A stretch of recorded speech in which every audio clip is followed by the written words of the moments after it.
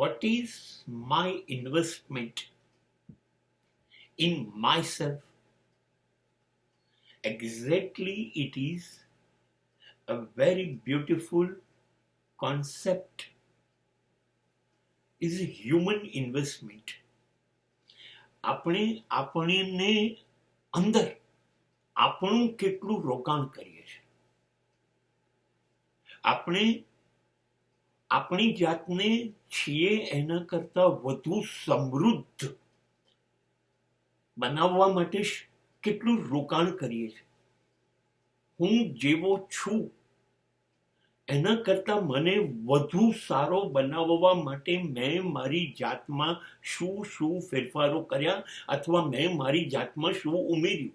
આની human element કહેવાય છે, આ હ્યુમન ઇન્વેસ્ટમેન્ટ કહેવાય છે, જેનાથી એક માનવી વધુ સારો માનવી બને. મહામાનવ નહીં.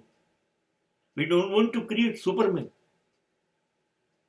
આપણે એક સારો માણસ, માનવતાથી ભરેલો બનાવવો છે, તો એમાં આપણે શું રોકાણ કર્યું? આ દરેક માનવીએ પોતાની જાતને પૂછવું જોઈએ રોજ દિવસ આથમે ત્યારે કે હું ગઈકાલે હતો કે હું સવારે હતો એના કરતા આજે સાંજે વધારે સારો બનાવવા માટે મેં શું કર્યું? ખરેખર કોઈ પરિવર્તન હું મારી અંદર લાવ્યો કે નહીં? હું મને ગમું એવો બન્યો છું કે નથી બન્યો? અને એના માટે મેં શું પ્રયત્ન કર્યા, શું ઉમેર્યું?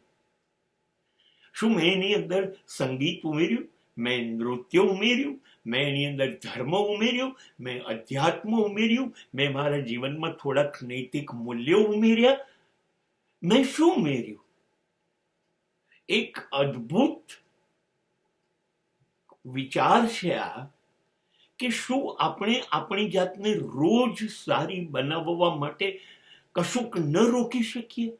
આપણે મકાનોમાં પૈસા રોકીએ છીએ, વાહનોમાં પૈસા રોકીએ છીએ, નિર્જીવ વસ્તુઓમાં આપણે પૈસા રોકીએ છીએ, પણ એક જીવ છે જે ઈશ્વરના આશીર્વાદ છે અને એ કદાચ ઈશ્વર બની શકે એમ છે. એની અંદર આપણું ફાળો, આપણું પ્રદાન કે આપણું રોકાણ કેટલું છે એ પૂછવું આપણે રોજ આપણી જાતને જોઈશે. અને નહીતર એ બેઈમાની કરી કહેવાશે જેણે આપણને અહીંયા મોકલ્યા છે એની સાથે.